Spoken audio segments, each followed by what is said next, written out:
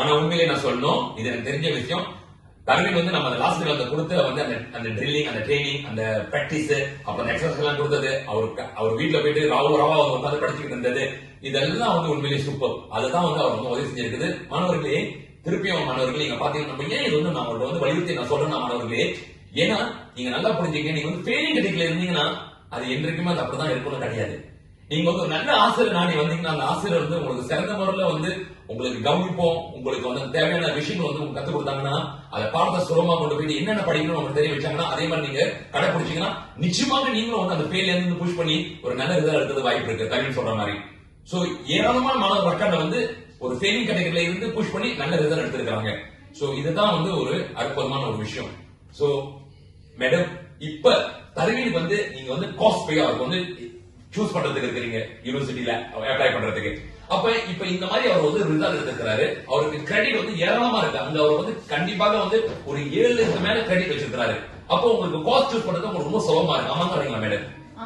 ஏன்னா எந்த கோர்ஸ் இருந்தாலும் அவனால அப்ளை பண்றது வாய்ப்பு இருக்கு. ஏன்னா மேக்ஸிமம் கிரெடிட் வச்சிருக்காரு, மத்த படம் கிரெடிட் வச்சிருக்காரு. சோ ஈஸியா இருக்கு அவர் வந்து அப்ளை பண்றதுக்கு. ரைட்டுங்களா மேடம்? சோ நீங்க என்ன மேடம் சொல்ல விருப்பப்படுறீங்க? அங்க உள்ள மாணவர்கள், பெற்றோர்கள் அங்க வெளியே இருப்பாங்க, அவங்க பிள்ளைங்க வந்து பாடத்துல வந்து ஃபெயில் பண்ணிக்கிட்டு இருப்பாங்க, அவங்களுக்கு நீங்க என்ன சொல்ல விருப்பப்படுறீங்க மேடம்? ஒரு ஆறுதலா. நான் என்ன சொல்ல வரேன்னா, இப்ப இவரு கூட ட்ரையல்ல வந்து 8ஆம் மாசம் தான் வந்து ரிசல்ட் வந்துச்சு. சோ அதுலயே அவர் வந்து ஃபெயில் பண்ணிட்டாரு.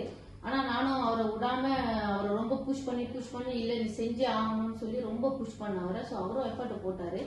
சோ அட்லீஸ்ட் அவர் ஸ்ட்ரெயிட் ஏ எடுக்கலன்னா கூட அவரு ஒரு என்ன சொல்லுவாங்க, ஃபுல்லா அவரு ஒரு சாட்டிஸ்ஃபைடான ஒரு ரிசல்ட் வச்சிருக்காரு.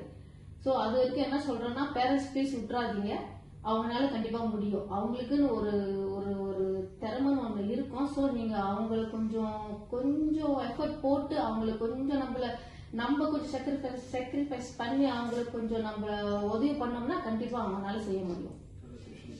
Very good.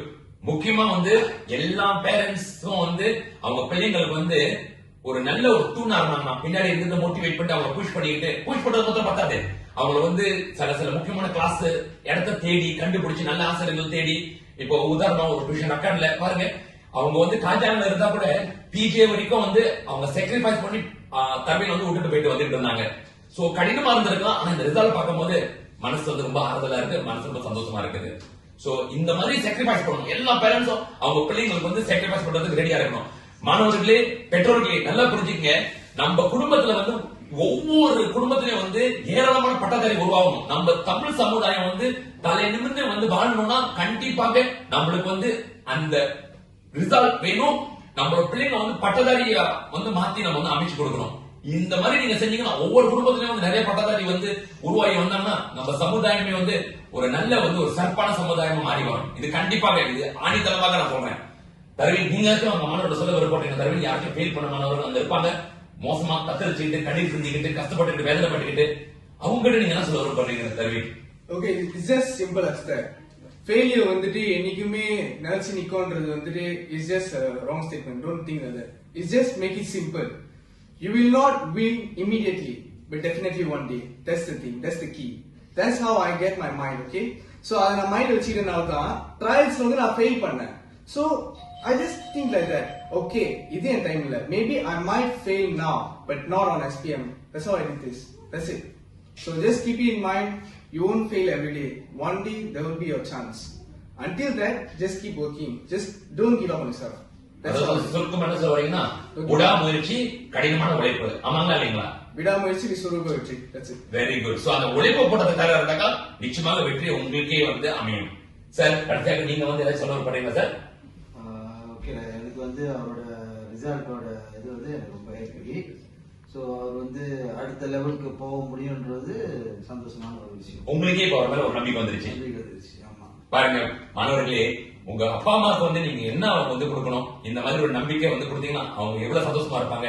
அந்த ரிசல்ட் நீங்க வந்து எடுத்து கொடுத்துட்டீங்கன்னா அவங்க மனசு வந்து சந்தோஷமா இருக்கும். அவங்க பட்ட கஷ்டம், வேதனை, இது எல்லாமே வந்து எல்லாமே அவங்க சாக்ரிஃபைஸ் வந்து அது வந்து ஒரு ஈடுகட்டும்.